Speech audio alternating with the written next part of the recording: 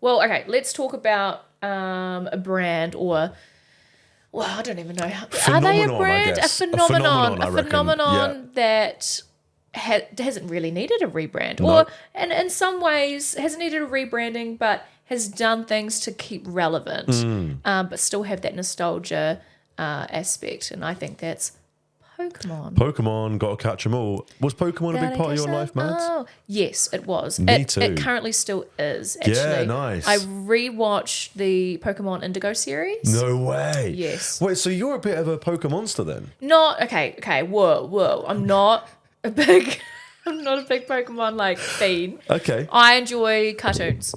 Okay, I Yeah. rate that. Me too. Yeah, so I also grew up watching Pokemon, obviously. Yeah. But it wasn't like took over my life. Yeah, I sure. didn't actually get onto Pokemon Go either. No, I think I just didn't like the fact that I was like, I had to find them all, and I just knew I'd get addicted to it, and Yeah. it would turn into shit show. Oh, I remember it was right after I graduated uni. It was 2016, and I was walking around. I was living. Long story. I was living away from London in the UK, and I remember walking around like sort of like, oh, I'll give this a go, and then I just saw like hordes of teenagers being like, oh, there's a Ghastly on King Street, and I was like, yeah, this is not me. What am I doing? I was like, I think I was like 24 at the time. I was like, yeah, no. Try being in Invercargill, and it was Oh my god. barely anything around.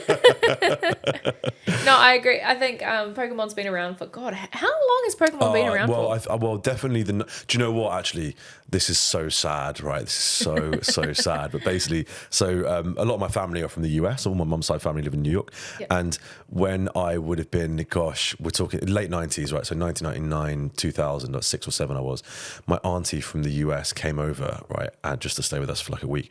And she brought a pack of Pokemon cards. And I was like, what's this? Like, this is interesting. So opened them, looked at them, she explained them to me. I remember I got Jolteon in my first pack, rare, the electric or the fire little thing, who knows? Anyway, and I remember distinctly, right, literally that week, there was like, I obviously took them to school, everyone was like crowding around me. Yeah. There was things on the news about Pokemon, the Pokemon series was there, and I, as a 6 or 7 year old, Maddie, I was convinced, like utterly convinced that I had brought Pokemon to the UK. Because I was like, my auntie Catherine gave me these cards. Like, it's what have I done? What have I done? I was convinced. I've created this phenomenon. Literally, I was like, you're welcome, guys. But yeah, then it just absolutely spiraled. But you know what? And this is my question to you. Did you ever play the Game Boy games of Pokemon? Pokemon Gold, Pokemon Silver, Pokemon Red, Pokemon Blue. Do you know what? Yeah. So my stepdad, he loves that kind of stuff. Nice. Like he does. And so when I was younger, I mean, he's more into like Marvel and Sure. all of that. So he has all the Marvel cards Oh, and everything. okay. And my cousins were really into Yu-Gi-Oh, so I had like the Yu-Gi-Oh stuff. I remember Yu-Gi-Oh. Yu-Gi-Oh, like they had like a what was it? Like a card deck that you put on your arm, and it was No so way. sick. It was crazy. I remember when my cousins got that, and I went, "What the fuck?" That's awesome, on your arm. Yeah, like it was a whole like you No know. way. And then anyway, you could probably use it for Pokemon. Well, Sure, not really, because sure, it's got sure. Pokeball. But yeah, Oh, anyway. You know, the cards and what was the question? Sorry, I just went off on a tangent. The Game Boy game. Did you ever play The those? Game Boy, yeah. My stepdad had one, Okay. and so I would play on it. But then I think I kind of, because I'm at that age, I'm 26.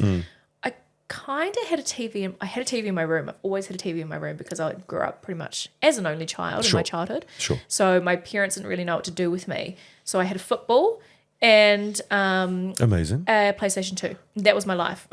Living my dream, Maddie. What the hell? I don't need either of those things. And so, the yeah. PlayStation, like, I guess there wasn't really Pokemon on PlayStation. No, it wasn't it's something that I was... Nintendo. Yeah, and so it was just a TV series to me, unfortunately. It wasn't like a game. That's No, it's interesting you say that because, well. Look, the ironic thing is, and correct me if I'm wrong here, no one ever played the card game of Pokemon, did they? Really? Yeah, well, yeah, that's what I thought. They just collect. They just collected it, yeah. But there is, I mean, I think literally once when I went to the US to see my family, I think I did play it with my cousins, and I was like, well, who cares? But for me, yes, I love the TV series, of course, big part of my life. But it was the Game Boy game that I think really what made me love it, because it was the first time that as a kid you're playing this game and you can it was escapism, pure escapism. Yeah. You can go so detailed into it, and funnily enough, a few years ago, this is probably about 5 or 6 years ago, I actually went on eBay and I bought like a cheap little Nintendo DS and I got like Pokemon Gold.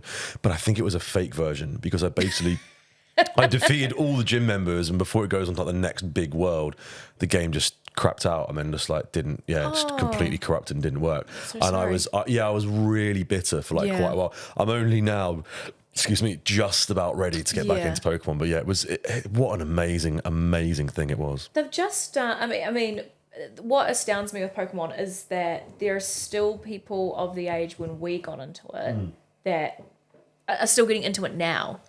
Gen Zs are still getting into it. And I think that's like what's the word? Like that's the joy, that's the charm of Pokemon is that it literally can just continue on. Yeah. And I mean, I think Pokemon Go when Pokemon Go came out, I remember being like, oh my gosh, like, I mean, I know Pokemon. Pokemon wasn't really a dead thing at that time either. Like it just keeps continuing. I don't know how it does, but it does. It does. And when Pokemon Go came out, it just became this massive craze again. Yeah.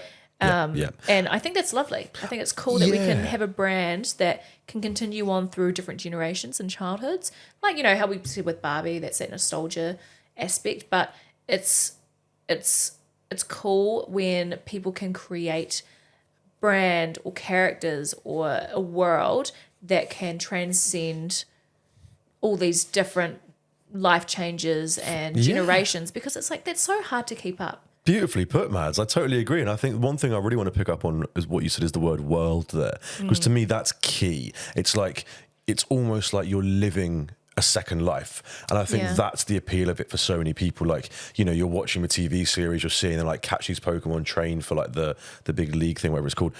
And that's so just not real. Spoiler alert. And so sorry guys to dispel that myth, but you feel it. Like it is pure escapism, and you're in a totally different world. And it's like, you know, obviously I've never played with Barbie dolls. Well, I say obviously, I never played with Barbie dolls as a kid, but I imagine that that's the same kind of thing. It's like this escapism. You create this world that is just separate from your own. And I think for me, that is the power of why these things do so well, because it offers almost like another version of life. I think also when you say world, or what really stands out to me is Harry Potter. Like literally what I was going to bring up. I mean, different kind of totally medium, right. but those movies, the books, essentially, like, you know, J.K. Rowling, she actually created a whole world. A world. She had these things planned out. Everything had a purpose. Everything had a meaning. And there were characters that everyone could relate to. There was nothing about that world that discriminated against anyone. Well, yeah. Well, you know? It wasn't at the time, was there? You know, anyway, I take it back. You're so right. And I think it's like it allows this second life. It allows people to forget where they are. And actually, do you know what's interesting? I listened to this podcast, and one of the hosts on the podcast, he plays, bless him, to get to sleep at night, right? There's a thing on on YouTube how you have like 10-hour loops. Stop. He has this thing on YouTube it emulates the Gryffindor common room. Stop, because I when I'm studying or when I'm working, sometimes I put the Hufflepuff common room on because I'm a Hufflepuff. Okay, I see. Look, exactly. See what I mean? Like, I know what. No, but like I get it, and like for that, just to educate anyone who doesn't know, like the sounds. Well, actually, you'll be able to say it better than me. But as I understand it from him, it's like you have the crackling of the fire, some pitter patter of footsteps. You might hear like Ron, like a little. In the Hufflepuff one, there's like butterflies, and because it's all about greenery. And gorgeous! Warmth. I don't know what the Slither one runs like, but it must not be the best. I actually, just by the way, I recently played the Hogwarts Legacy game. That's what I'm saying. See, there's a game for it. I was actually going to mention that, but I didn't know if you would know it. But yes, I played it. I played the hop, completed it. Yeah. Well, it's funny because I don't have a PlayStation at the moment or anything like that. Nintendo Switch. I watch people play the game, so I watched a good few hours of someone play Hogwarts Legacy. Nice. So. Yeah, no, but it's good. I think it's like it's a bit janky at first, but once you get the broom and you can like zoom around, it's great. And I've got to say, the fight sequences are amazing. Like genuinely, it's not a perfect game, but it's pretty awesome. But I also think Harry Potter is a good example of like as Pokemon having that legacy. They're going to. Like, I know that when I have children, they're probably going to become a Potterhead. They're probably going to be people that are really into Pokemon as well. You know, there's just that creating that world and having that purpose for people. And it's something special. It's two, it's very rare to do. Like, It's very rare to, like, actually kick off the ground and be able to create because it's hard. Imagine creating a world and going, okay, here's a second life. How do you do it? Yeah, it's nuts. And I think, but again, what you've hit upon, which is really interesting there, is that actually everyone has kind of like personal, heartfelt stories tied to these things. Like the way that you listen to Hufflepuff to like soothe you or like or to help you while you're working or whatever. I think of Pokemon and I think of being a kid and the long car journeys of my parents, and I'm like playing the the games to keep me occupied. It's a really emotional hook in these things. There's real emotional investment from us in all of these brands that we've had, well, dare I say, since we were our whole lives pretty much. Yeah, I agree. They've really stayed with us. It's quite fascinating, really. Yeah.